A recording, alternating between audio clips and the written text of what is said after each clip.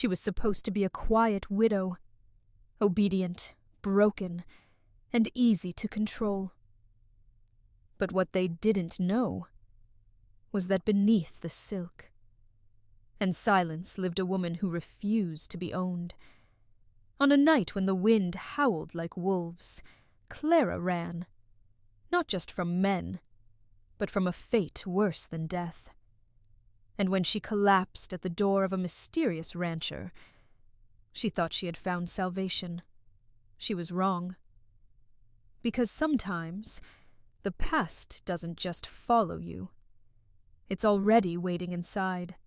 And tonight, 2 lives will collide in a way neither of them could ever escape. This story teaches us that identity is not defined by circumstance, but by the choices we make when everything is against us. True strength is forged through pain, and love often grows in the most unexpected places.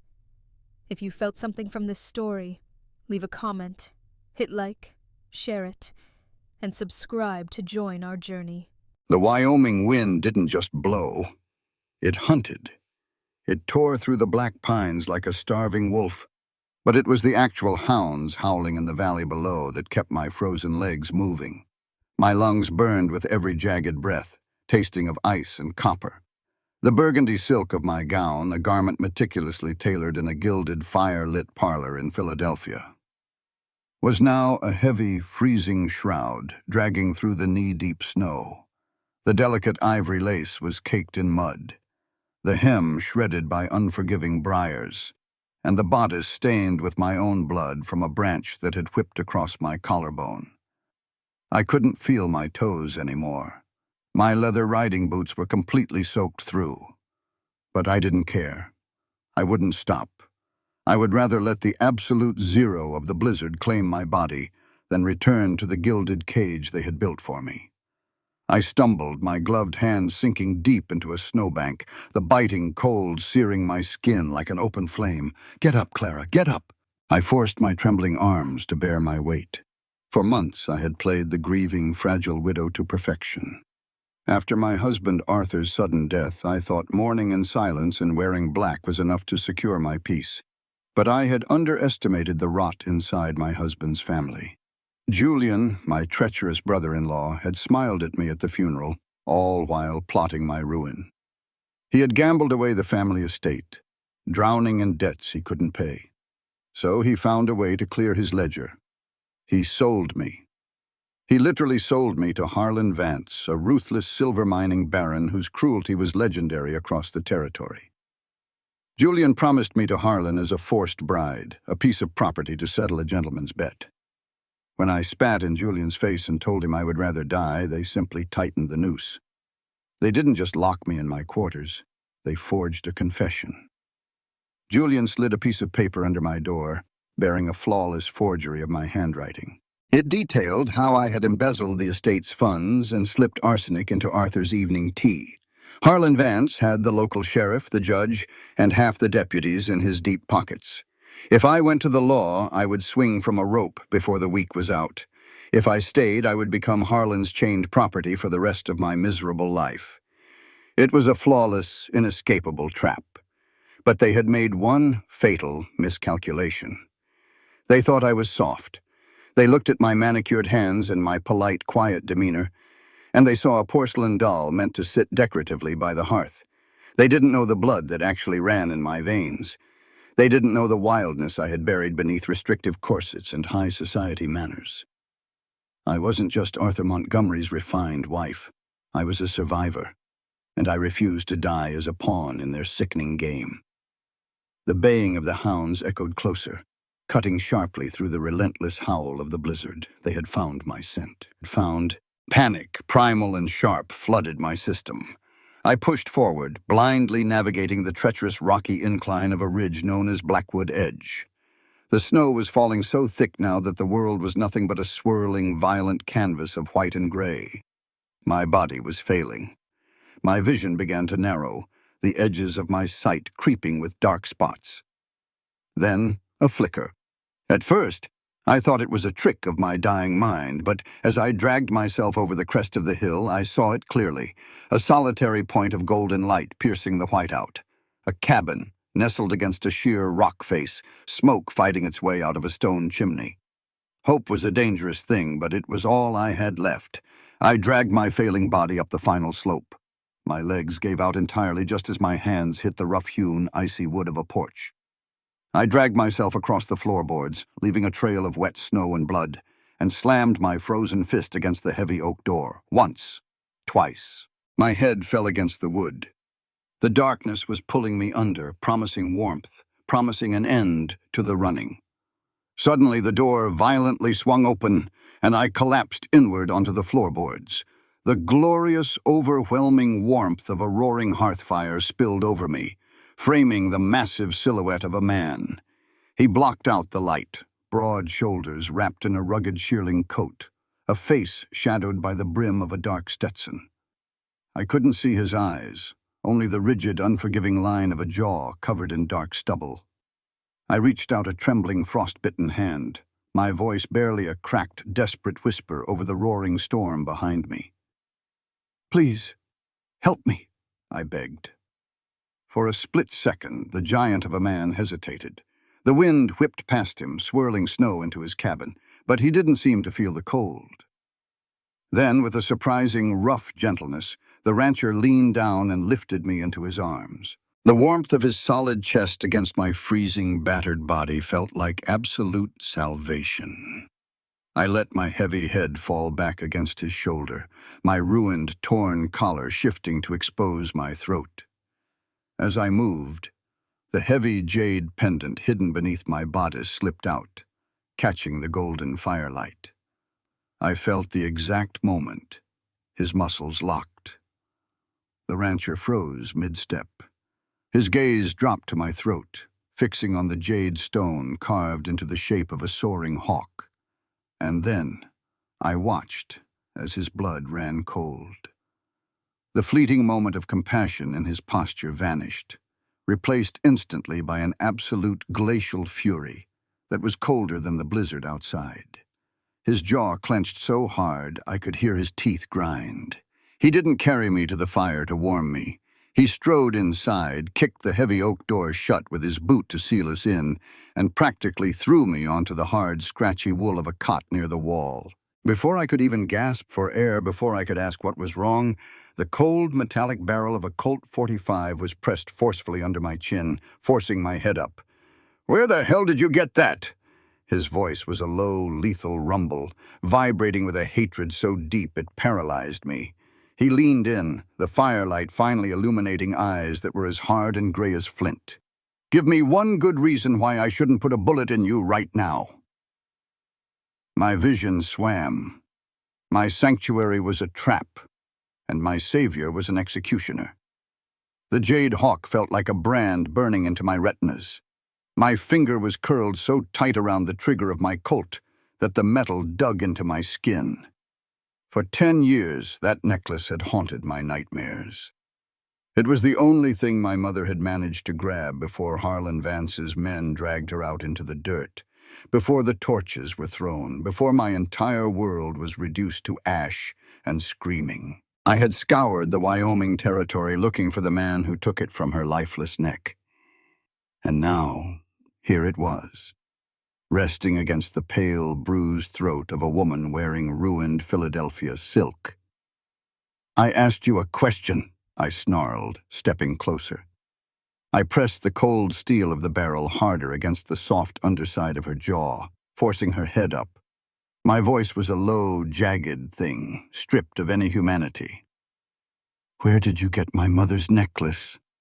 She was trembling. Her lips were blue from the cold, her teeth chattering so violently I could hear them clicking together in the quiet cabin.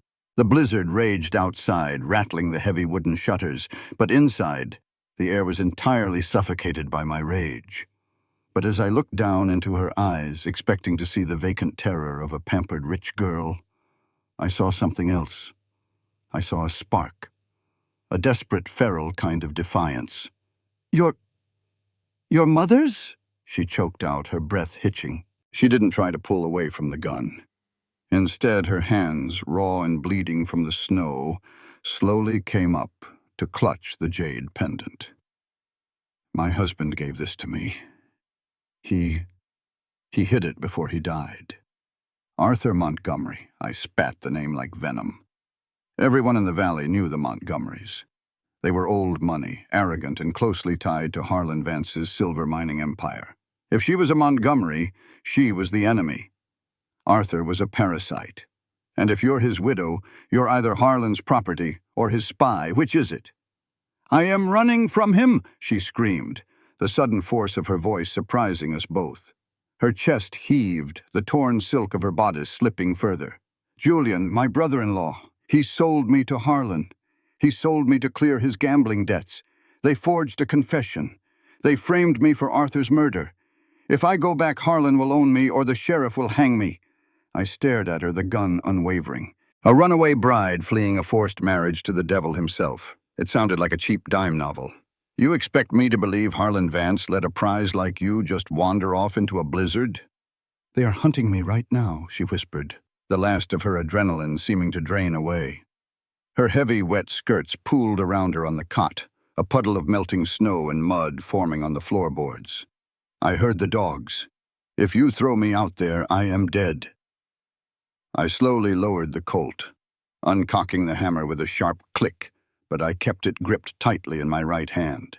My left shoulder throbbed, a deep, vicious ache from a run-in with a wild Mustang 2 days prior. The beast had kicked me square in the collarbone, and the muscles were still torn and screaming in protest. I needed a doctor, but living out here on Blackwood Edge meant you healed yourself or you died trying. I turned my back on her and walked to the hearth, grabbing a wrought iron poker to stoke the flames. Sparks flew up the chimney like angry fireflies. "You should have kept running," I said coldly, keeping my back to her. "You knocked on the wrong door, Mrs. Montgomery. I don't give sanctuary to anyone associated with Harlan Vance. I am not associated with him. I hate him." "Then we have something in common," I replied, turning my head slightly to look at her over my shoulder. "But that doesn't mean I'm going to stick my neck out for a society lady who wouldn't know how to survive a single night on a working ranch.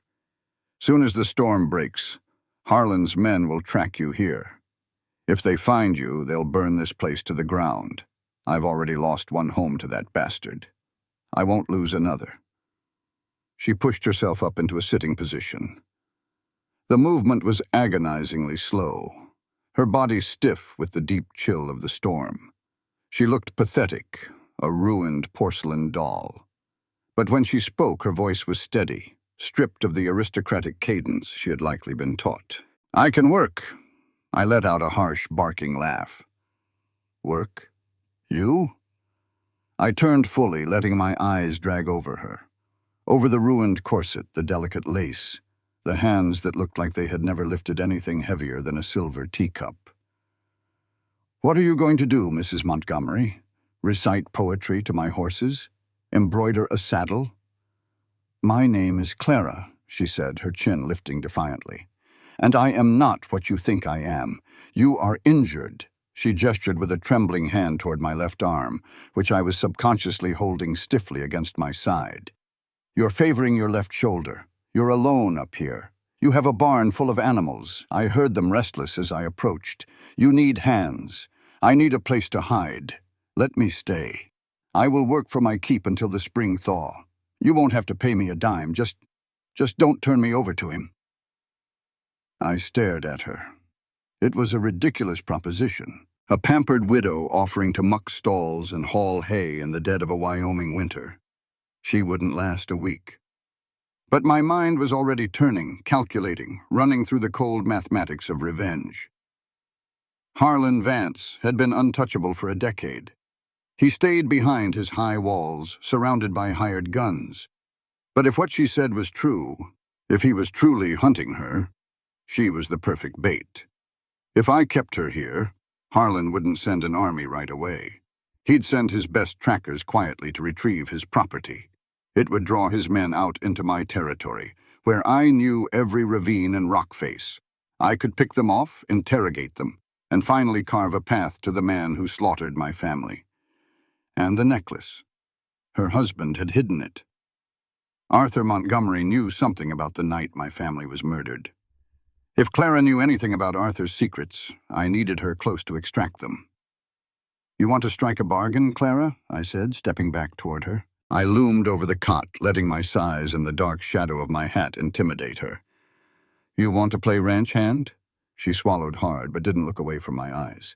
"Yes." "Fine," I said, my voice dangerously soft. "But understand this. There is no charity in this cabin. You eat what you earn. You sleep when the work is done. You complain once, you hesitate once, and I will personally put you on a horse and ride you right up to Harlan Vance's front gates. Am I understood?" "Understood," she whispered. I reached to the small wooden table beside the cot and grabbed a heavy woolen blanket, tossing it roughly onto her lap. "Take off that wet silk before you catch pneumonia and die on my floor. There's a change of clothes in the trunk at the foot of the bed. They were my father's. They'll be too big, but they're dry. You start at dawn." I didn't wait for her to answer. I walked to the far side of the single-room cabin, pulling off my boots and lying down on the small pallet I used when the main bed was occupied by sick livestock. I kept my Colt resting on my chest, my hand loosely gripping the handle. I listened as the rustle of wet silk echoed in the dark, accompanied by the quiet, suppressed sounds of her shivering. She was a Montgomery. She was the enemy. She was bait. But as I closed my eyes, the image of that jade hawk resting against her pulse beat in my mind, a ghost returning from the ashes, demanding blood. The cold didn't just wake me, it assaulted me. I opened my eyes to a room bathed in the pale gray light of a winter dawn. The fire in the hearth had burned down to glowing embers, and the temperature inside the cabin was cold enough to see my breath plume in the air. For a disorienting second, I thought I was back in the Montgomery Manor, expecting my maid to enter with a tray of hot tea and a warming pan. Then the smell hit me. Then the smell hit. Wood smoke, old leather, and the sharp, masculine scent of the man sleeping across the room. The memories of the night before crashed down on me. The blizzard, the hounds, the gun beneath my chin. Elias. That was the name etched onto a leather saddlebag resting near the door. I sat up, my entire body screaming in protest. My muscles were stiff, my joints aching so deeply it felt as though my bones had been replaced with lead. I looked down at myself. I was wearing an oversized, rough flannel shirt and thick denim trousers that I had to roll up 4 times at the ankles and cinch with a piece of twine. They smelled of dust and hard labor. Beside the cot lay the ruined pile of my burgundy silk gown. It looked like a corpse. The corpse of Clara Montgomery, the obedient, fragile widow. I didn't feel a shred of grief for her. I forced myself out of the cot, my bare feet hitting the freezing floorboards. Elias was already gone. His pallet was empty, his heavy shearling coat missing from the peg by the door. Panic spiked in my chest. Had he gone to fetch Harlan's men? Had he decided the bargain wasn't worth the trouble? I found a pair of heavy, worn work boots near the trunk. They were 3 sizes too big, but I stuffed the toes with old rags I found in a basket and laced them tight. I threw a thick wool poncho over my head and pushed open the heavy cabin door. The wind had died down, leaving behind a world buried in blinding, pristine white. The snow was knee-deep, sparkling aggressively beneath the weak morning sun. About 50 yards from the cabin stood a massive, weather-beaten barn, its red paint peeling and graying with age. I trudged toward it, each step an exhausting effort through the heavy drifts. When I pulled open the heavy sliding door, the warmth of the animals hit me like a physical wave. The barn smelled of sweet alfalfa, manure, and the sharp tang of horse sweat. Elias was at the far end of the central aisle. He had his coat off, working in just a thermal undershirt and suspenders. He was trying to hoist a massive bale of hay into a feeding trough with a pitchfork. I watched him in silence for a moment. He was magnificent in a terrifying, untamed sort of way. His shoulders were incredibly broad, his muscles shifting and bunching beneath the fabric of his shirt. But I also saw the wince. I saw the way his left arm hung slightly useless at his side, forcing his right arm to do the work of 2 men. He gritted his teeth, a vein popping in his neck as he tried to leverage the heavy bale. But it slipped, crashing back down into the dirt and kicking up a cloud of dust. He cursed violently, a string of profanities that would have made the society ladies of Philadelphia faint. He kicked the bale with his heavy boot, leaning heavily on the pitchfork handle, breathing hard. "You're relying too much on your back," I said, stepping into the light. Elias whipped around, his hand instinctively dropping toward the holster on his hip before he realized it was me. His eyes narrowed, sweeping over my ridiculous attire. In his oversized clothes, I probably looked like a child playing dress-up. "You're awake," he grunted, turning back to the hay. "I figured you'd sleep until noon and beg for a carriage ride back to town." "We made a deal," I said, walking down the aisle. The horses in their stalls poked their heads over the wooden doors, nickering softly. They were beautiful creatures, strong, wild-eyed mustangs, not the polished thoroughbreds I was used to riding side saddle. "Tell me what to do." He looked at me, a cruel, mocking smirk playing on his lips. He reached over, grabbed a second pitchfork leaning against a stall, and tossed it at me. I caught it awkwardly, the rough wood scraping my already blistered palms. "Stall number 3, he said, pointing with his chin. "That's Duchess. She's pregnant and meaner than a rattlesnake. Muck it out, fresh straw, then water the whole line. If you get kicked, don't cry to me about it." I didn't say a word. I walked to stall number 3 and unlatched the door. Duchess was a massive roan mare. She pinned her ears back as I entered, letting out a sharp snort of warning, her massive hooves shifting aggressively in the soiled straw. I stopped. I didn't show fear. My father, before he was ruined and I was sold off to the Montgomery family for my dowry, had been a horse trader in Texas. I knew horses better than I knew the rules of polite society. "Easy, girl," I murmured, keeping my voice low and steady. I didn't look her in the eye. That was a challenge. I kept my gaze on her chest, slowly extending my hand, letting her smell the unfamiliar scent of me. "I know you're uncomfortable. You're carrying heavy. Let me just clean your bed." To my surprise, and likely to Elias's profound disappointment, Duchess blew out a breath, her ears twitching forward. She stepped aside, giving me room. I went to work. The physical reality of the labor was brutal. The pitchfork was heavy, the soiled straw and manure clumped together like wet cement. Within 10 minutes, my back was screaming. Within 20, the blisters on my palms from the night before had popped, the raw skin rubbing painfully against the wooden handle. Sweat trickled down the back of my neck, dampening the collar of the oversized shirt. But I didn't stop. Every time I wanted to drop the pitchfork, I pictured Harlan Vance's smug, cruel face. I pictured the hangman's noose. I pictured the sneer on Elias's face when he called me a pampered widow. Anger was an incredible fuel. I shoveled, I hauled. I dragged a heavy bucket to the pump outside, breaking the ice with a rock to draw freezing water, carrying it back inside until my arms shook so violently water sloshed over the sides, soaking my trousers. Hours passed. The sun climbed higher, casting long shafts of light through the gaps in the barn roof. Dust motes danced in the air. I finished the last stall and leaned heavily against the wooden gate, gasping for air. My hands were coated in dirt and dried blood. My muscles felt like they had been beaten with a hammer. "You missed a spot." I looked up. Elias was standing a few feet away, leaning against a support beam, his arms crossed over his chest. He had been watching me. I couldn't read his expression. The hostility was still there, but the mockery was gone, replaced by a dark, intense scrutiny. "I'll get it," I rasped, my throat dry. I went to pick up the pitchfork, but my hands were shaking so badly I fumbled it. The wooden handle clattered to the dirt floor. I cursed silently, bending down to retrieve it, but a large, calloused hand clamped over the wood before I could. I looked up. Elias was standing right in front of me. Close, too close.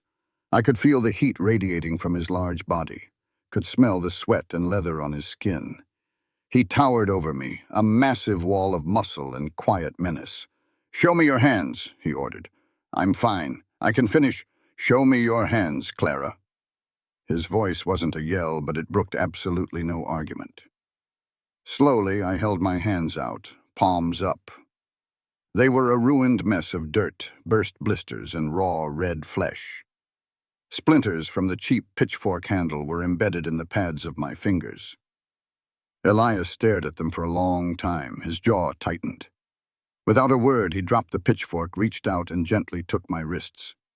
His touch was shockingly warm, his grip firm but careful not to press on the raw skin.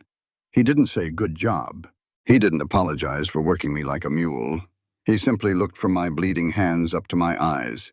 "The work is done for the morning," he said softly, his gray eyes searching my face for any sign of tears or surrender. He found none. "Go to the cabin. Wash them with the carbolic soap by the basin. I'll be in shortly to bandage them." He released my wrists and stepped back, breaking the strange, breathless tension that had suddenly pulled taut between us. "I told you I could work," I said, my voice barely a whisper, refusing to break his gaze. Elias paused, turning his head slightly. The shadows of the barn caught the sharp angles of his face. "Yeah," he murmured, his voice low and raspy. "You did." As I walked out of the barn and back into the freezing glare of the snow, my hands throbbed in agony, but my chest felt lighter than it had in years. The porcelain doll was dead. I was going to survive. And the man with the cold eyes and the wounded shoulder was going to help me, whether he wanted to or not. 2 weeks, 14 days of bone-cracking cold, relentless wind, and back-breaking labor. I had waited for her to break. I had expected the tears, the tantrums, the inevitable moment when the pampered widow from Philadelphia would throw down her tools and beg for the gilded cage she had fled. She never did. Instead, Clara Montgomery hardened. I watched the transformation from a distance, tracking her progress with a reluctant, gnawing fascination. The oversized flannel shirts and coarse denim trousers became her second skin. The soft, manicured hands that had trembled holding a pitchfork on her first day were now calloused, scarred, and steady. She didn't complain about the biting cold that seeped through the floorboards at night. She didn't complain about the meager rations of salted pork and potatoes. She simply worked, moving with a grim, silent determination that demanded a respect I was utterly unwilling to give her. It infuriated me. I wanted her to remain the enemy. I needed her to be the spoiled, deceitful Montgomery who wore my murdered mother's jade necklace. It made the math of my vengeance simple. But every time I saw her haul a bucket of water across the frozen yard, her small frame straining against the brutal Wyoming wind, the lines of my hatred blurred. The breaking point of my resolve didn't come with an argument, but with blood. It was shortly after midnight when the frantic kicking started in the barn. I was out of my pallet and shrugging on my shearling coat before I was fully awake. Clara was right behind me, a blanket wrapped over her shoulders, her dark hair a tangled mess around her face. "Stay here," I barked over the howling wind as I pulled open the cabin door. "If an animal is hurt, you'll need a lantern held," she shot back, already grabbing the oil lamp from the table and striking a match. She didn't wait for my approval, pushing past me into the teeth of the blizzard. We fought our way to the barn. Inside, the air was thick with the smell of distress. Duchess, the roan mare, was down in her stall, thrashing wildly. She was lathered in sweat despite the freezing temperature. Her eyes rolled back in white-rimmed panic. She was foaling early. I vaulted over the wooden gate, dropping to my knees in the soiled straw. "Easy, girl. Easy," I murmured, running a hand over her heaving flank. I slid my hand inside to check the foal's position and cursed bitterly. "It's a breech. The front legs are folded back. She can't push it out." Clara was at the gate, holding the lantern high, casting long, erratic shadows across the barn. Her face was pale in the yellow light. "What do we do?" "I have to reach in and turn it," I said, stripping off my coat and rolling up the sleeves of my thermal shirt. The cold air bit at my skin, but I hardly felt it. "But my left shoulder... I don't have the leverage or the strength in that arm to hold her steady if she kicks." "Tell me what you need," Clara said. She didn't hesitate. She didn't balk at the blood or the smell. She set the lantern on a sturdy post and climbed over the gate, dropping into the muck beside me. "I need you to hold her head down. If she thrashes while my arm is inside her, she'll tear herself apart and I'll lose them both. Put your entire weight on her neck. Keep her grounded." Clara moved immediately. She knelt by the mare's massive head, pressing her forearms against the thick, sweaty neck, murmuring low, soothing words that I couldn't quite catch. I took a deep breath, braced my boots against the wall of the stall, and went to work. It was a brutal, desperate struggle. The mare screamed, a terrifying high-pitched sound, and thrashed wildly. Clara was thrown sideways, but she scrambled back instantly, throwing her entire upper body over the horse's neck, her teeth gritted with the effort, her dark hair falling into the muddy straw. "Hold her!" I yelled, my right arm buried deep, fighting the slippery, suffocating weight of the womb to find the foal's delicate knees. "I have her!" Clara yelled back, her voice strained, her small body practically vibrating with the exertion. "I won't let go, Elias. Just do it." It took 20 agonizing minutes of sweat, blood, and sheer willpower. Every time I managed to pull a leg forward, Duchess would contract, crushing my arm against her pelvic bone. My bad shoulder screamed in sympathetic agony, threatening to give out. But every time I looked up, ready to concede defeat, I saw Clara. Her face was smeared with dirt and sweat, her eyes locked on mine with a fierce, unyielding fire. She wasn't just holding the horse. She was anchoring me. With one final, sickening pull, the foal slid free, landing in the straw in a rush of fluid. It was still. Too still. I scrambled backward, ripping the sack from its nose. "Come on," I rasped, clearing its airway with 2 fingers. Nothing. I slapped its ribs hard. "Breathe, damn you." Clara let go of the exhausted mare and scrambled over to me. She didn't wait for instructions. She grabbed a handful of clean straw and began rubbing the foal's chest and flanks vigorously, creating friction, stimulating the lungs. "Breathe," she commanded, her voice dropping into a harsh, authoritative register that I had never heard from her before. She leaned over, placed her hands flat against the foal's ribs, and pressed rhythmically. "Don't you dare die after all that. Breathe!" The foal gasped, a ragged, wet intake of air. Then it coughed, its spindly legs jerking. I let out a breath I felt like I'd been holding for 20 minutes. I slumped back against the wooden wall of the stall, completely drained. Beside me, Clara let out a shaky laugh, sitting back on her heels as the little colt blinked its large, dark eyes and let out a weak whinny. We sat there in the quiet aftermath, the only sounds the wind outside and the rough rasp of the mare's tongue as she began to clean her baby. I looked at Clara. She was a disaster. Her oversized clothes were ruined, soaked in amniotic fluid, blood, and mud. Her hair was a tangled rat's nest. There was a smear of dark blood across her cheekbone. She had never looked more beautiful to me. The realization hit me like a physical blow to the chest, stealing the breath the foal had just recovered. This wasn't the enemy. This wasn't Harlan Vance's property or Arthur Montgomery's pawn. This was a woman who bled and fought and refused to quit. She caught me staring. Her chest was still heaving, and she wiped the back of her wrist across her forehead, leaving a streak of clean, pale skin. "What?" she asked, defensive. "Do I have something on my face?"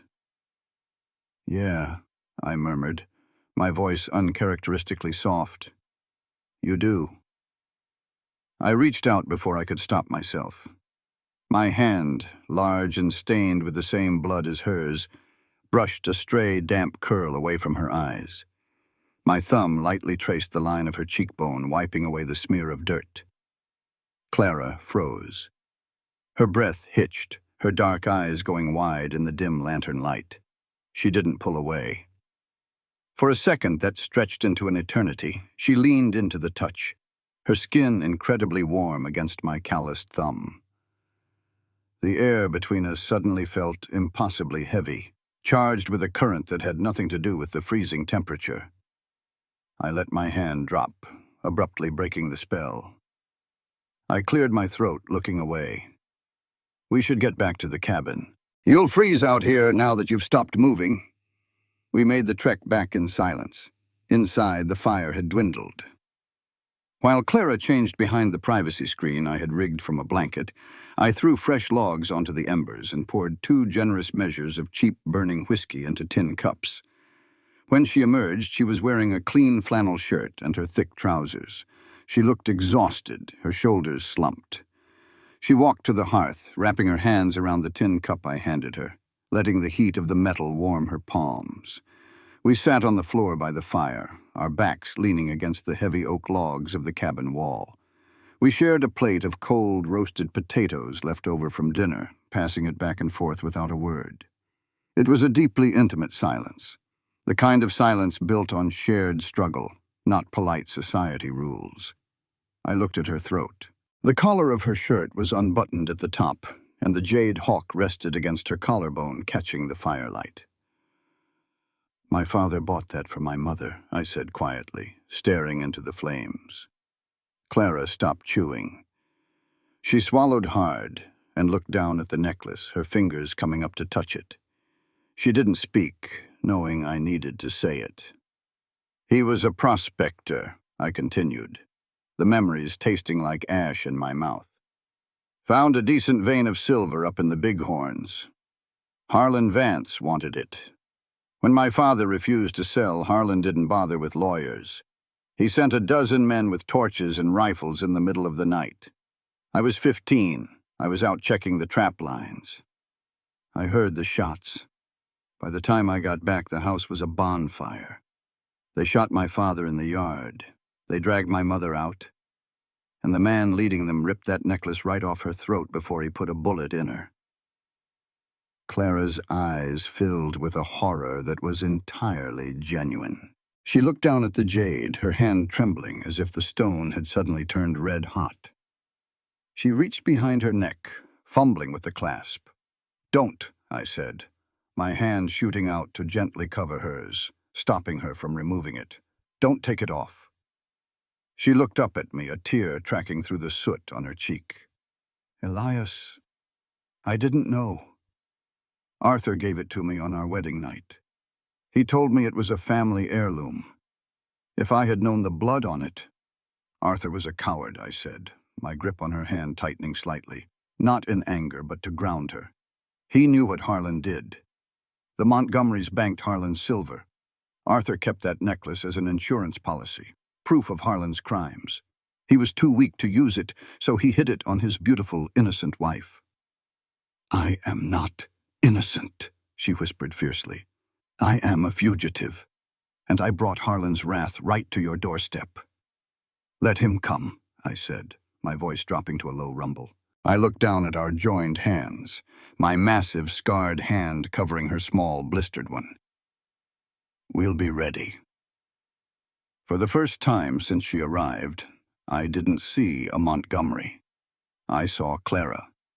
And as she looked back at me, her dark eyes reflecting the firelight, I realized with a cold sense of dread that my vengeance was no longer the most important thing in this cabin.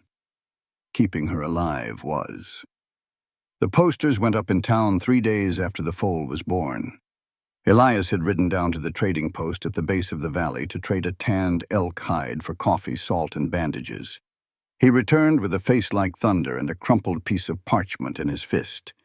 He didn't say a word, just slammed the paper onto the heavy wooden table in the center of the cabin.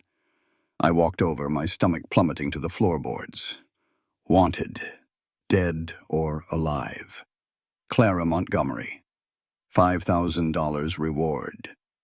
Beneath the bold lettering was a surprisingly accurate sketch of my face. The charges listed were theft, embezzlement, and the murder of Arthur Montgomery.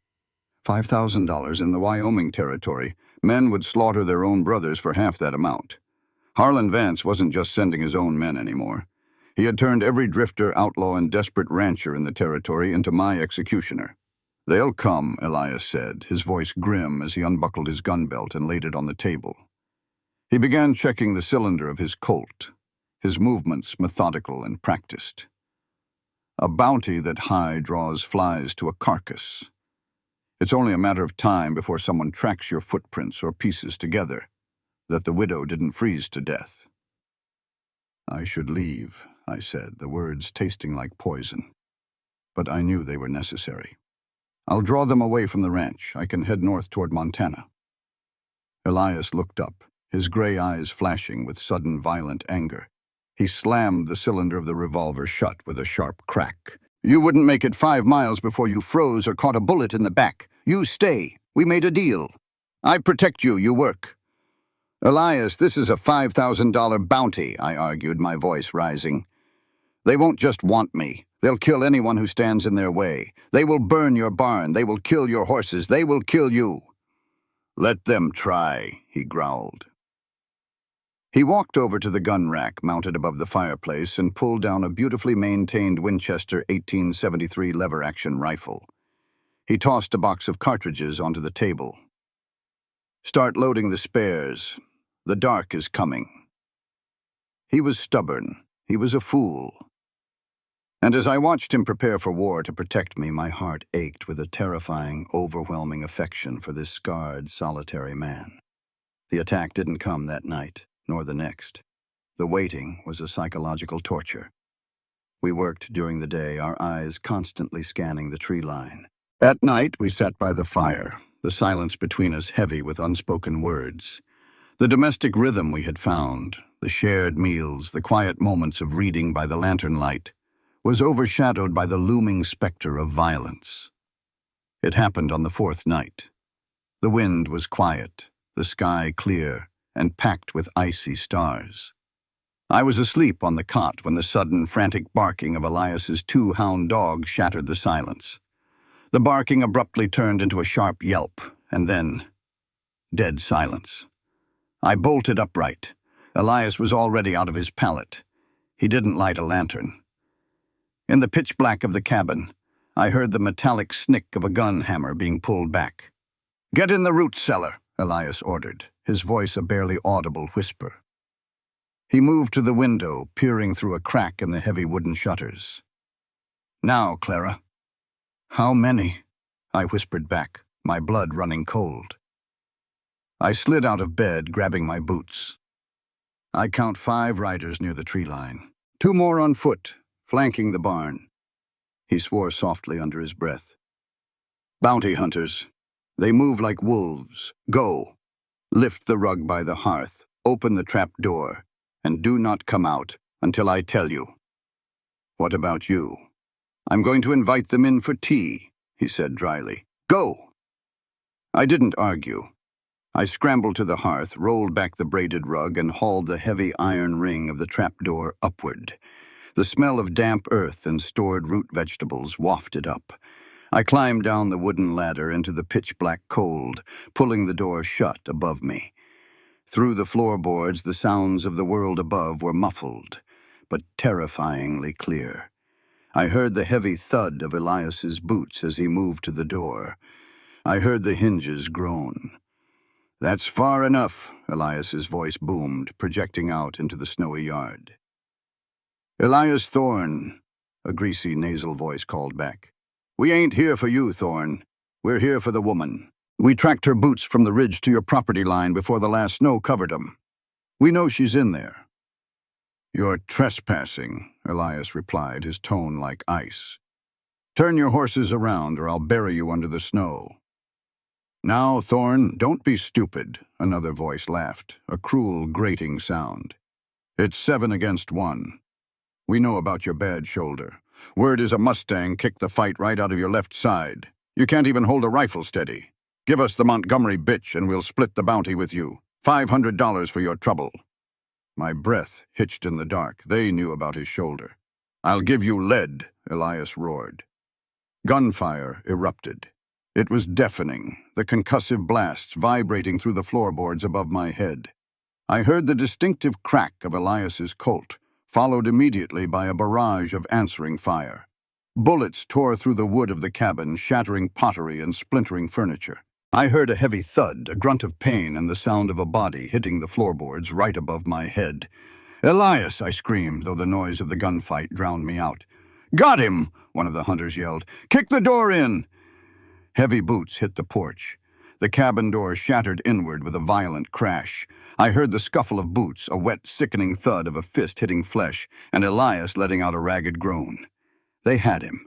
He was out of bullets, fighting them hand to hand with one good arm, and he was losing. You complain once, you hesitate once, and I will personally put you on a horse. His words echoed in my mind. He had kept his promise to protect me. I would not cower in a hole while they beat him to death. I pushed the trapdoor up. It was heavy, but the adrenaline surging through my veins gave me a strength born of pure panic. I crawled out from under the rug into the dim light of the cabin. It was chaos. Two men were holding Elias down near the overturned table, raining brutal punches onto his face and his injured shoulder. A third man, tall and wearing a filthy duster, was kicking Elias in the ribs. "Where is she?" the tall man spat, drawing a hunting knife. "Tell me where she is, or I'll skin you alive, Thorne." My eyes darted frantically. Elias's Colt was empty, kicked into the corner. But mounted above the fireplace, glinting in the dying embers, was the spare Winchester 1873. Elias hadn't taken it outside because he couldn't support the barrel with his left arm. I moved silently, my bare feet making no sound on the floorboards. I reached up and pulled the heavy rifle down. The familiar weight of the walnut stock and the blued steel settled into my hands like an old friend. When I was 12 years old, before the bank foreclosed on our ranch, my father had lined up tin cans on a fence post in the blistering Texas sun. "A lady learns to pour tea, Clara," he had told me, handing me a rifle almost as tall as I was. "But a survivor learns to shoot. You are a survivor first." I gripped the lever, pulling it down and back up with a sharp, mechanical clack-clack that loaded a round into the chamber. The sound cut through the cabin like a whip. The three men froze, turning toward the hearth. Elias lifted his bloody, bruised face, his eyes widening in absolute shock as he looked at me. "Let him go," I said. My voice didn't tremble. It was cold, flat, and completely devoid of the aristocratic softness I had faked for 5 years.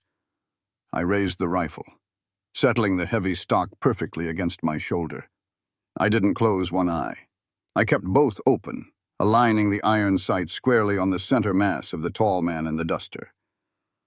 "Well, well," the tall man sneered, recovering his shock. He let out a low whistle, ignoring the gun pointed at him. He thought I was a society widow. He thought the rifle was too heavy for me to fire without falling backward. "Look at the little bird coming out of her cage. Put the gun down, sweetheart, before you hurt yourself." He took a step toward me, raising his knife. I didn't flinch. I didn't hesitate. I pulled the trigger. The Winchester roared, kicking back hard against my shoulder, but my stance was flawless. The bullet hit exactly where I aimed. It didn't strike his heart. I needed them to run, not to haul corpses out of the living room. The heavy .44-40 round shattered the man's right collarbone, spinning him violently like a top before he crashed to the floor, screaming in agony, his knife clattering away. Without missing a beat, my right hand worked the lever, clack, clack, ejecting the smoking brass casing and chambering another round in less than a second. I swung the barrel toward the two men holding Elias. "I said, let him go," I repeated, the rifle rock steady. The men looked at their bleeding leader, looked at the smoking barrel of the rifle, and let go of Elias, as if he had caught fire. They scrambled backward, raising their hands. "Get your trash off my floor and get out," I commanded. "Tell Harlan Vance that if he sends more dogs to this mountain, I won't aim for the shoulder next time." They didn't need to be told twice. They grabbed their screaming leader by the collar of his duster and dragged him backward out the shattered door, stumbling off the porch and disappearing into the snowy darkness. Moments later, I heard the frantic sound of horses galloping away down the valley. I stood there for a long moment, the rifle still raised, my finger resting lightly near the trigger guard. The smell of sulfur and burnt gunpowder hung thick in the air. "Clara?" I lowered the rifle and turned. Elias was pushing himself up off the floor, holding his ribs, blood leaking from a cut above his eyebrow. He wasn't looking at the door. He was staring at me, his expression a mixture of profound shock, awe, and a sudden burning realization. You didn't flinch, he breathed, leaning heavily against the wall. The stance, the lever action. You chambered that second round faster than a Pinkerton agent. You've held a gun before. I looked down at the Winchester in my hands, the warm metal comforting against my skin. The facade was completely gone now. The porcelain doll was dead, and the horse trader's daughter from Texas was the only thing left standing. I wasn't born a Montgomery, Elias, I said, meeting his gaze. My father was a horse smuggler in Texas. Before I wore silk, I wore dirt. I know how to ride, I know how to work, and I know how to kill. Elias stared at me, the blood dripping from his chin forgotten. The silence stretched, heavy and electric. Slowly, a dark, slow smile spread across his bruised face. It was the first time I'd ever seen him truly smile, and it completely transformed him, making my heart slam against my ribs. "A horse smuggler's daughter," he murmured, his eyes blazing with something entirely new, something wild. "Well, I'll be damned. Remind me never to piss you off, Clara." I gave him a shaky, breathless smile in return. The threat of the outside world had finally breached the cabin, but as Elias looked at me, not as a burden, not as bait, but as an equal, I knew Harlan Vance had made a fatal mistake. He hadn't just cornered a widow. He had awakened a storm. The adrenaline, that beautiful, treacherous liar, finally abandoned me the moment Clara barred the shattered cabin door with a heavy oak plank. The sound of the wood sliding into place was the trigger. My knees turned to water. I hit the floorboards hard, my back sliding down the rough-hewn log wall. The world tilted dangerously, the edges of my vision dissolving into a static haze. I tried to draw a breath, but my chest felt as though a mule was standing on it. "Elias!" Clara was there instantly, dropping the rifle to the floor and sliding to her knees beside me. Her hands, those small, battered, incredibly capable hands, were fluttering over my chest, searching for the source of the blood that was currently soaking my thermal shirt. "I'm fine," I gritted out, the lie tasting like copper. "Just bruised." "You're bleeding," she said, her voice sharp, entirely devoid of panic. It was the voice of a woman who had seen worse and handled it.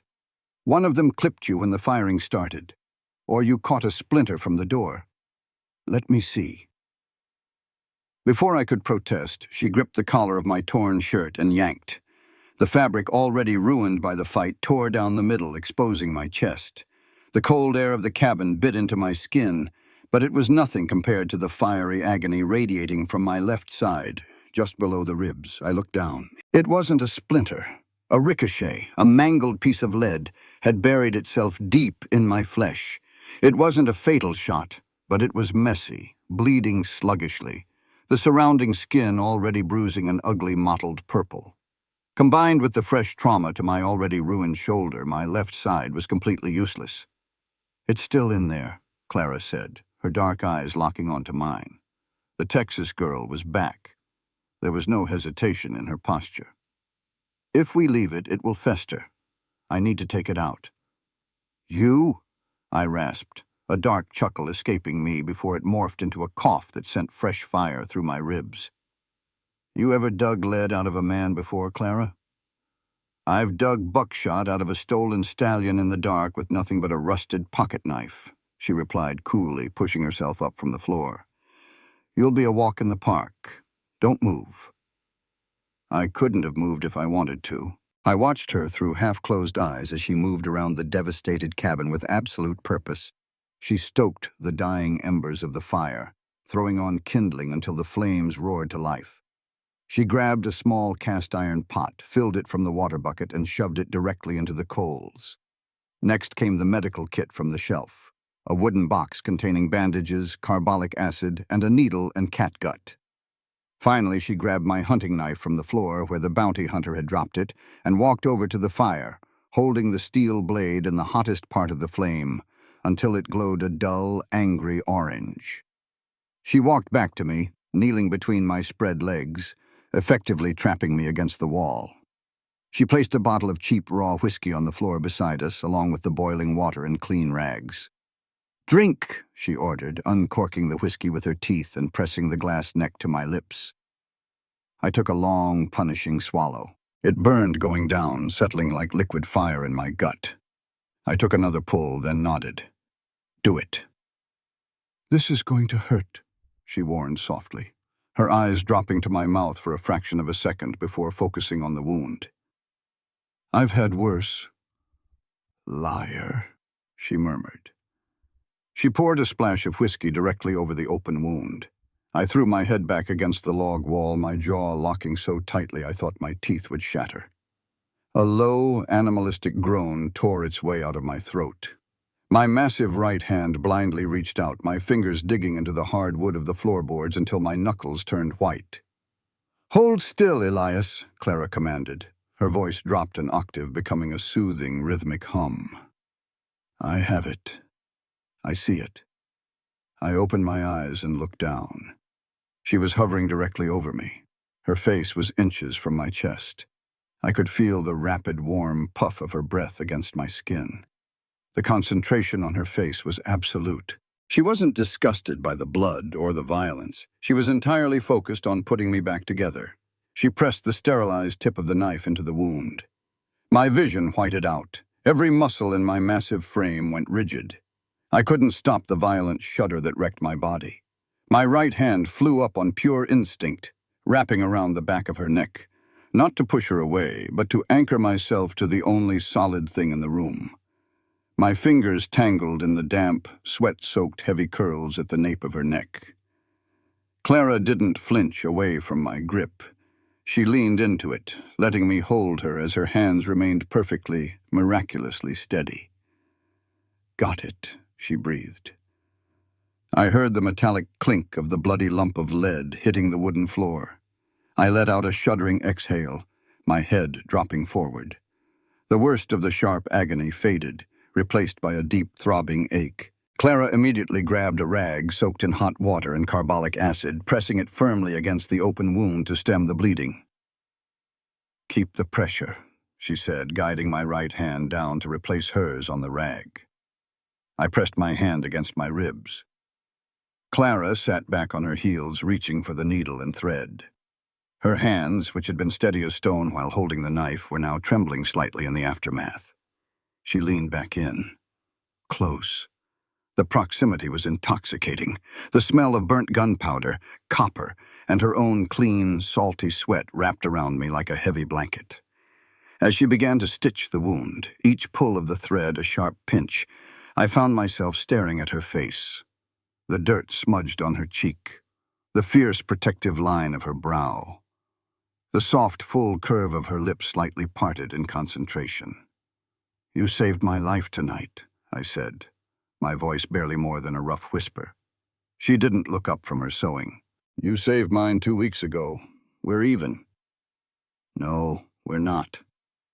I moved my left hand, the one with the ruined shoulder, fighting through the pain to reach her. I lightly brushed the back of my knuckles against her jaw. Clara froze. The needle stopped mid-stitch. Slowly, she lifted her dark eyes to meet mine. The firelight danced in her irises, reflecting a hunger and a vulnerability that mirrored my own. The air in the cabin grew thick, heavy with something primal and undeniably dangerous.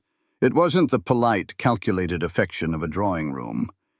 It was the raw, desperate connection of two people who had just looked death in the face and survived.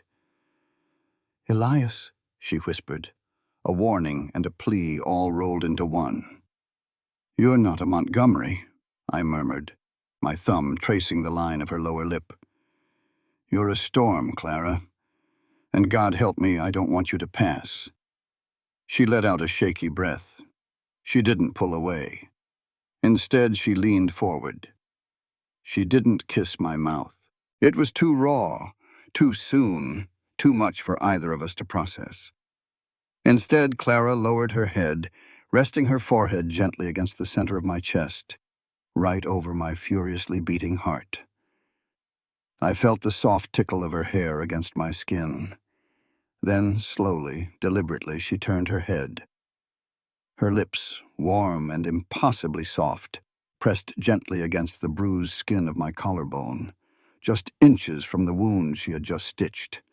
It was a brand, a claim, a silent vow spoken in the universal language of survival. My right arm came up, wrapping around her back, pulling her small, resilient body tightly against my chest. I buried my face in her hair, breathing her in. The world outside the cabin, Harlan Vance, the bounty hunters, the deadly winter, ceased to exist. There was only the fire, the blood, and the woman in my arms. The woman I suddenly knew with absolute terrifying certainty I would burn the world down to protect. For 3 days we lived in a fragile, suspended reality. The blizzard had broken, leaving the valley buried under a glittering, suffocating blanket of white. Elias was healing, though slower than he wanted to admit. The infection had been staved off, but his ribs were a patchwork of dark bruises, and his left shoulder was effectively immobilized. He moved with a stiff, careful gait, spending his hours cleaning his guns, barricading the cabin, and watching the tree line with a hawk's intensity. Our dynamic had fundamentally shifted. The hostility was gone, replaced by a quiet, simmering heat. Every brush of our hands when passing a plate, every prolonged look across the firelit room, felt like a struck match hovering over a powder keg. We didn't speak of the moment after the surgery. We didn't need to. The promise of after hung between us. After the snow melted, after Harlan Vance was dealt with. But after was a luxury we were never going to get. It was a Tuesday afternoon. The sky was a brilliant, deceptive blue. Elias was asleep in the pallet, his body demanding the rest his stubborn mind refused. I was at the stove boiling water for coffee when the hounds began to bark. It wasn't the frantic, aggressive barking of a skirmish. It was a sustained, panicked howling. I dropped the metal spoon. It clattered against the iron stove. I moved to the window, peering through the narrow gap between the wooden shutters. My heart simply stopped. They weren't bounty hunters. It was an army. At least 20 riders were cresting the ridge, their dark silhouettes stark against the blinding snow. At the head of the column rode a man on a massive black stallion. Even from a distance, I recognized the heavy, expensive fur coat and the rigid, aristocratic posture. Harlan Vance. And riding half a length behind him, looking like a whipped dog, was Julian Montgomery. They hadn't come to sneak. They had come to annihilate. Many of the riders carried unlit torches, and I could see the distinct, terrifying shape of dynamite bundles strapped to the saddles of the pack horses. Harlan had realized that small bounties wouldn't work against Elias Thorne. He had brought the entire might of his silver empire to erase the Thorne Ranch from the map, just as he had done 10 years ago. "Elias," I whispered, turning back to the room. He was already moving, groggy but fueled by instinct. He reached for the Winchester, his face grimacing in pain as his ribs pulled. "How many?"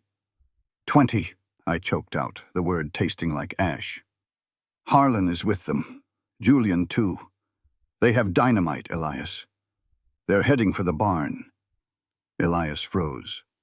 The barn. Duchess, the newborn foal, the entire herd of Mustangs. His life's work, the only thing he had built from the ashes of his family. If they threw dynamite into that dry hay, the animals would burn alive in minutes. "I won't let him take it again," Elias snarled, his eyes going flat and dead.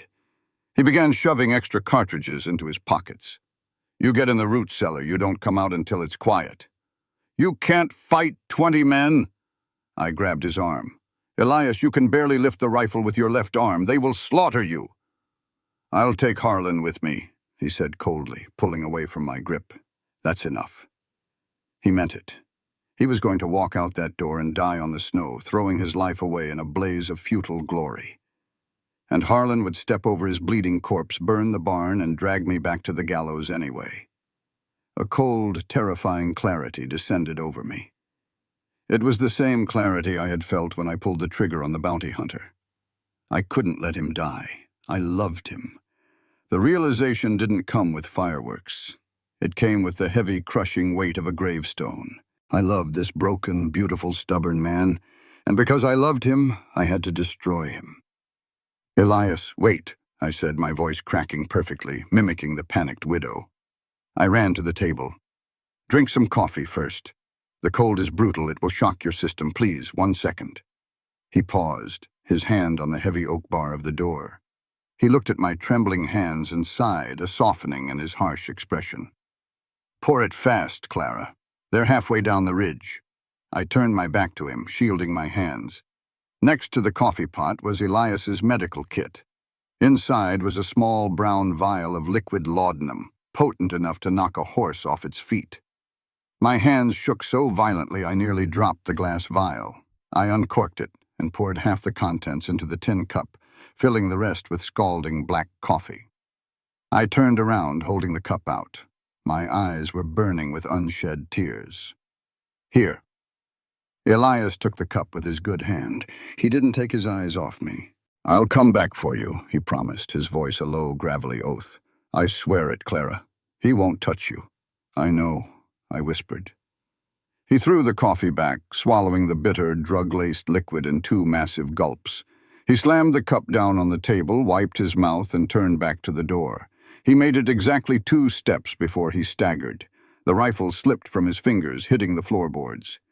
Elias reached out, his massive hand bracing against the wall. He shook his head violently, trying to clear the sudden, overwhelming fog. "What?" he slurred, turning his head slowly to look at me. His pupils were already dilating, the drug hitting his exhausted, blood-starved system like a freight train. "Clara, what did you do?" Tears finally spilled over my eyelashes, tracking hot down my cheeks. I stepped forward, catching him as his knees buckled. Even drugged, he was incredibly heavy. I guided him down to the floor, leaning him against the leg of the heavy iron bed frame. "I'm sorry," I sobbed, pulling a thick coil of rope from my pocket, the rope I used to tie the feed bags. "I'm so sorry, Elias." "You—" His eyes fought to stay open. The betrayal in them was a physical knife twisting in my gut. He thought I was turning him over. He thought I was selling him out to save myself. "You poisoned me." "It's laudanum. It will just put you to sleep." I moved quickly, desperately. I took his massive wrists and bound them tightly to the iron bedpost. If he woke up before they left, I couldn't have him charging out. I had to ground him. I had to keep him safe in the cage I was building for him. "Clara." His voice was fading, a heartbroken, furious whisper. "Why?" "Because I am a survivor, Elias," I lied, looking him dead in the eye, forcing my face into a mask of cold calculation. "And Harlan Vance always wins. I'm just choosing the winning side." His head lolled to the side. The fight went out of his massive frame. He was out. I stayed on my knees for exactly 3 seconds, pressing my forehead against his chest, listening to the steady, strong beat of his heart. "Live. Please just live." Then I stood up. I wiped the tears from my face, scrubbing my cheeks until they were red. I took off the heavy flannel shirt, revealing the stained, torn burgundy silk gown I had worn underneath it. I threw the door bar aside and pulled the cabin door open, stepping out onto the porch. The army had arrived. 20 men sat on their horses in a semicircle around the cabin. Harlan Vance, his face heavily lined and his eyes like chips of black ice, sat atop his stallion, a lit cigar clamped between his teeth. Julian looked terrified, his eyes darting to the barn and back to the cabin. A dozen rifles were aimed directly at my chest. I didn't raise my hands. I lifted my chin, crossing my arms over my chest, adopting the haughty, untouchable posture of Mrs. Arthur Montgomery. "You took your sweet time, Harlan," I called out, my voice ringing clear and cold in the crisp winter air. Harlan raised an eyebrow, a cruel smile touching his lips. "Clara, you look a little worse for wear. Where is the rancher? I brought some dynamite just for him." "He's tied to his bed. Dead to the world," I sneered, gesturing lazily over my shoulder into the dark cabin. He was a useful shield for a few weeks, but the brute bores me, and this cabin smells like horse manure. I assume you brought a carriage? Julian gasped. Harlan just laughed, a booming, ugly sound that echoed off the mountains. You always were a cunning little viper, Clara, Harlan said, waving a hand. Two of his men dismounted and approached the porch with heavy iron shackles. I look forward to breaking you. Leave the rancher. If she tied him up, let him freeze in his own filth. The cold will take him by nightfall. They grabbed my arms roughly, snapping the cold iron around my wrists. I didn't struggle. I didn't look back at the cabin. I looked at the barn. The horses were safe. Elias was safe. As they threw me over the back of a horse, carrying me away from the only home I had ever truly known, I closed my eyes and let the cold embrace me. I was riding to the gallows, but Elias Thorne was going to live, and that was all that mattered. The Montgomery Manor was as stifling and oppressive as a mausoleum. Harlan Vance hadn't bothered to throw me in the town jail. He owned the sheriff, the judge, and the jailhouse anyway. Instead, he locked me in the master bedroom of the estate that should have been mine, a cruel mockery of my former life. The execution was set for dawn, a private hanging in the courtyard Julian had sneered to spare the family public embarrassment. I sat on the edge of the velvet-draped canopy bed, my iron shackles heavy around my bruised wrists. The house was quiet, save for the ticking of the grandfather clock in the hall and the heavy footsteps of the armed guard pacing outside my oak door. They thought the drug had broken me. They thought I had accepted my fate the moment I surrendered in the snow. They didn't know I had spent the last 3 hours methodically wearing down the iron chain of my shackles against the sharp, decorative brass edge of the bedframe's footboard. My wrists were bleeding, the skin rubbed raw, but my mind was laser-focused. I was not going to die a victim in a silk dress. If I was going down, I was taking Harlan Vance to hell with me. With a final sickening crack, the weakened link of the chain snapped. My hands were free, though the heavy iron cuffs still weighed down my wrists. I stood up, silently crossing the thick Persian rug. I reached into my thick mass of tangled hair and pulled out the single steel hairpin I had managed to conceal from Harlan's thugs. I knelt by the heavy oak door. My father hadn't just taught me to shoot.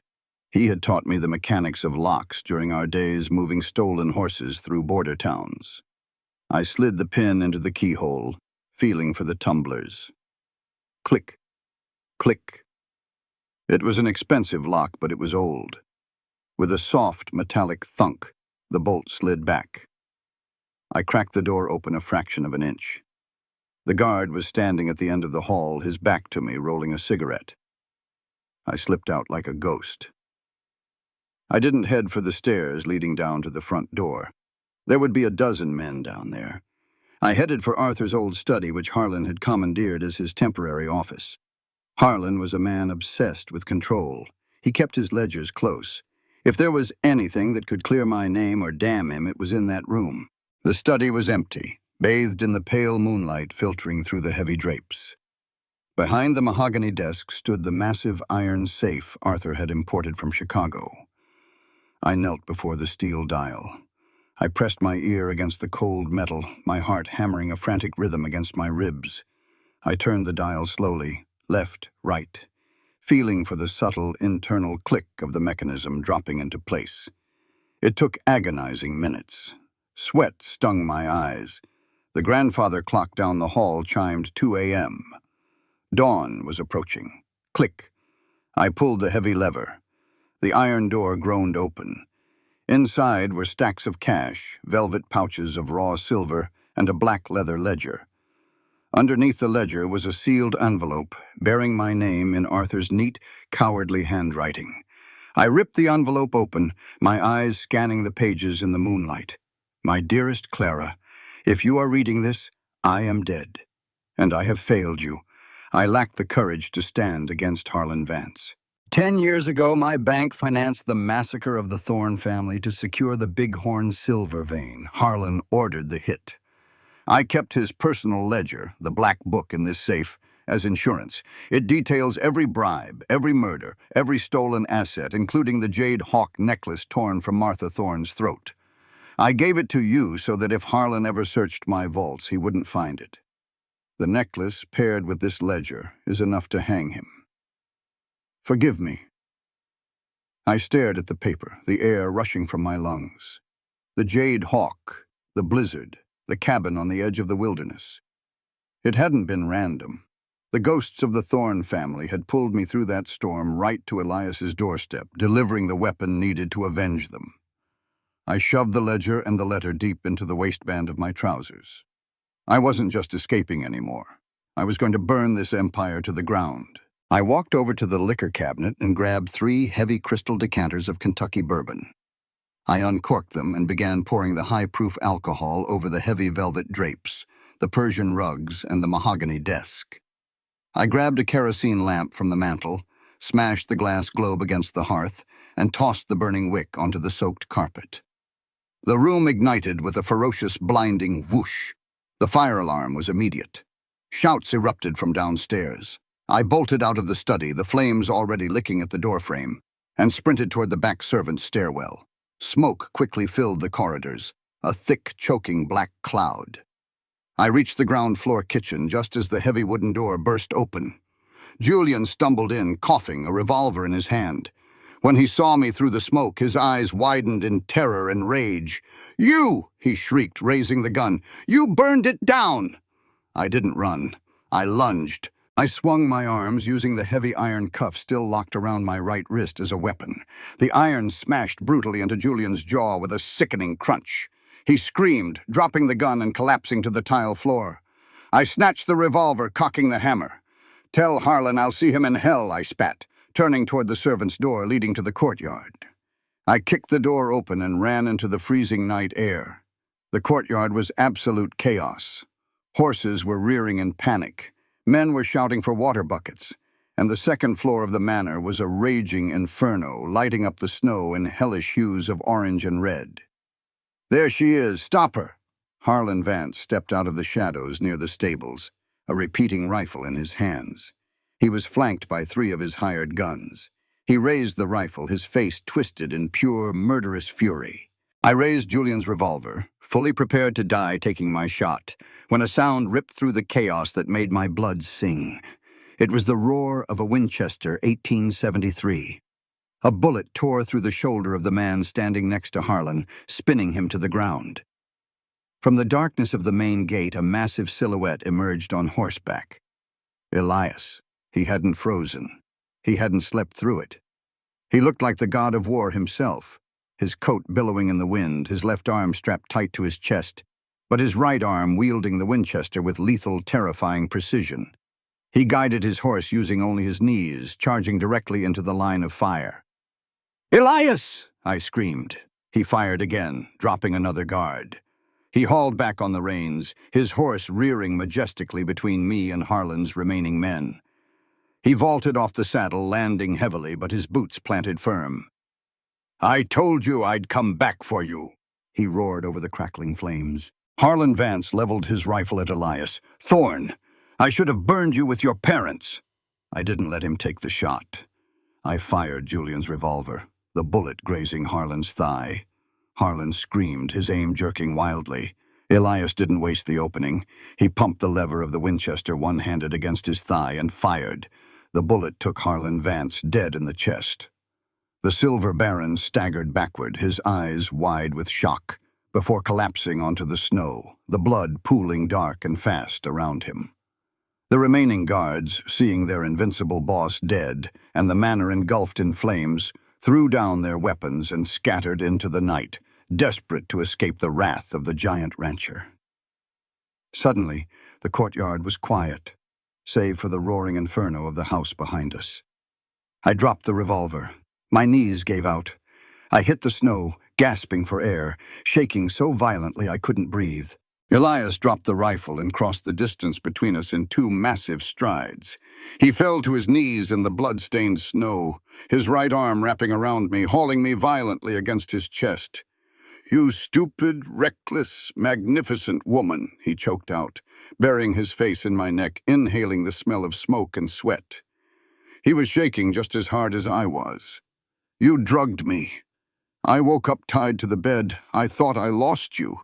I had to save the horses," I sobbed, gripping his coat, anchoring myself to the solid beating heart beneath it. "I had to save you." I pulled back slightly, fumbling with my waistband. I pulled out the black leather ledger, pressing it against his chest. "What is this?" he asked, breathless. "It's Harlan's ledger. And a letter from Arthur," I said, looking up into his fierce gray eyes. "Arthur knew, Elias. He knew Harlan ordered the hit on your family, the jade necklace. It was the proof. That's why he gave it to me. We have everything. The dates, the bribes, the payouts. My name is cleared and Harlan's empire is finished. We won." Elias stared at the ledger, then at me. The decades of rage, the suffocating ghost of vengeance that had haunted him, finally seemed to evaporate into the snowy night. The war was over. He threw the ledger onto the snow. He didn't care about the money or the legal proof right then. He looked at me, his gaze dropping to my lips. "You're not allowed to leave me again," he growled, a fierce primal demand. "Do you hear me, Clara? Never again." "I won't," I breathed. He didn't wait another second. His hand tangled in my hair, pulling me flush against him, and he kissed me.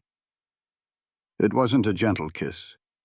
It was desperate, bruising, and tasted of smoke, salt, and absolute salvation.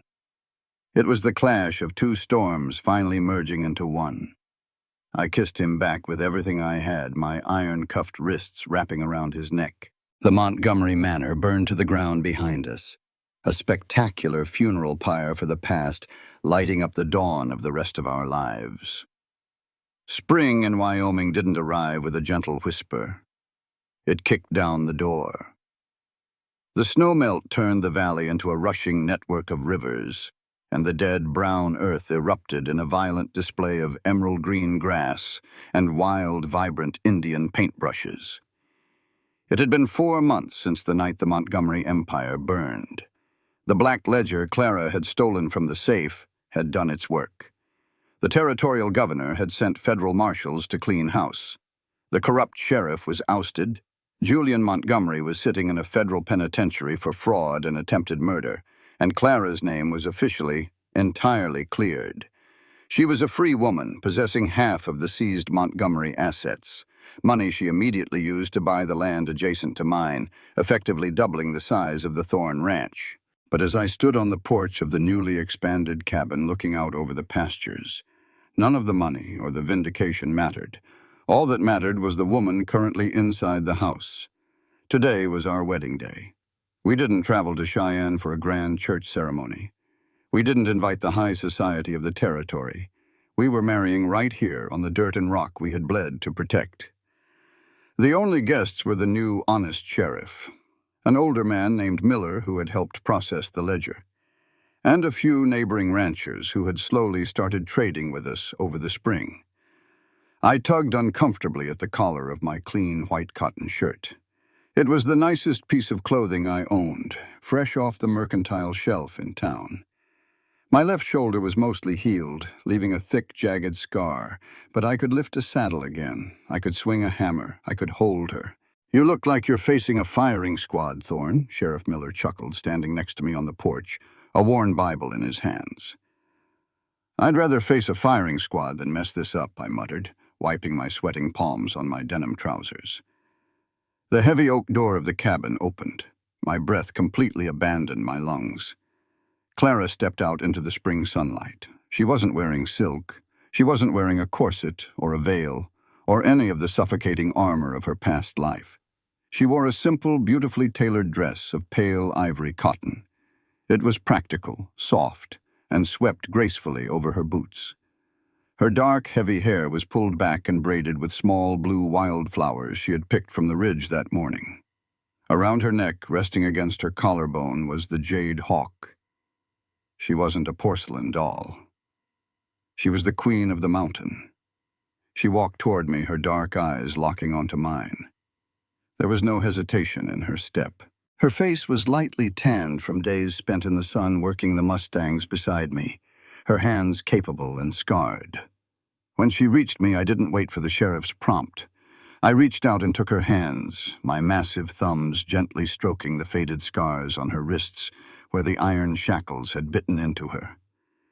"You look," I started, my voice thick with an emotion I couldn't quite name. "You're beautiful, Clara." She smiled, a brilliant, genuine expression that reached her eyes and illuminated my entire world.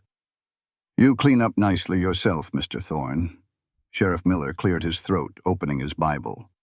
"We are gathered here, in the sight of God and the open sky, to join this man and this woman. Now, I know you two have been through hell and high water together, so I suspect you don't need me preaching about the hardships of marriage. You've already survived the worst of it." He looked at us over the rim of his spectacles. "Elias, Clara, do you have vows you wish to say?" I looked down at her. I had spent the entire week trying to write something poetic, something worthy of the woman who had dragged me out of my decade-long darkness. But staring into her eyes, the poetry felt cheap. I needed the truth. "Clara," I said, my voice carrying over the quiet breeze, "I spent my whole life fighting ghosts. I built a fortress up here because I thought loving anything was just giving the world something to burn. But you walked into my blizzard, bleeding and broken, and you refused to die. You didn't just save my life, Clara. You gave me a reason to live it. I vow to protect you. I vow to work beside you.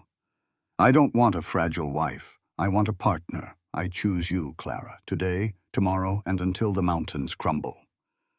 Tears shimmered in Clara's eyes, but they didn't fall. She squeezed my hands, her grip iron strong. "Elias," she answered, her voice steady and ringing with absolute certainty. "They tried to turn me into property. They tried to break me so I would fit into their gilded cages. But you didn't. You saw the dirt on my hands, you saw the wildness in me, and you didn't ask me to change. You gave me a home when I was hunted. You stood between me and an army.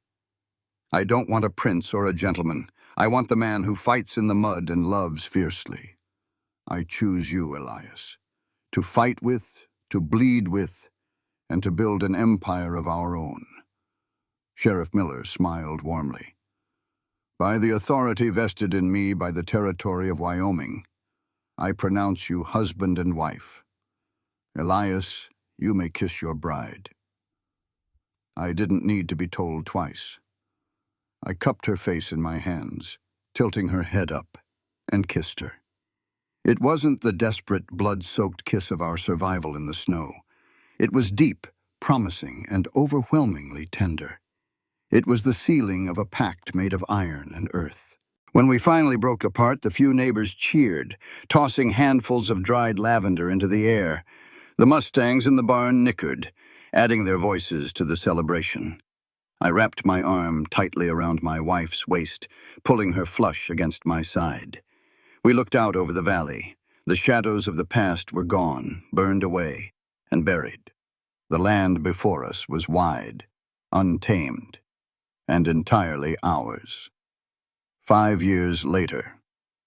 The Wyoming summer sun beat down on my shoulders, warm and golden. I leaned against the heavy wooden railing of the corral, a woven straw hat pushed back on my head, watching the dust kick up in the center ring. "Keep your heels down, Lily. Don't let him think he can bully you just because he's bigger."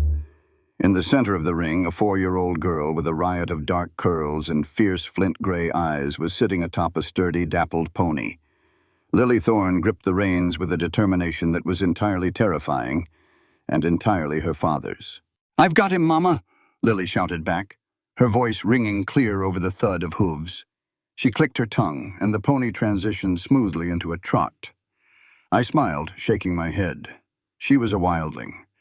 Born in the cabin during a summer thunderstorm, she had spent her entire life surrounded by horses, dirt, and the endless sky. She knew nothing of corsets, high society, or the cruelties of men like Harlan Vance. She knew only freedom. "You're going to turn her into a terror," a deep, rumbling voice said from behind me. I didn't turn around. I simply leaned back, letting the massive, solid wall of my husband's chest support my weight. Elias wrapped his strong arms around my waist from behind, resting his chin on the top of my head. He smelled of fresh hay, leather, and sunshine.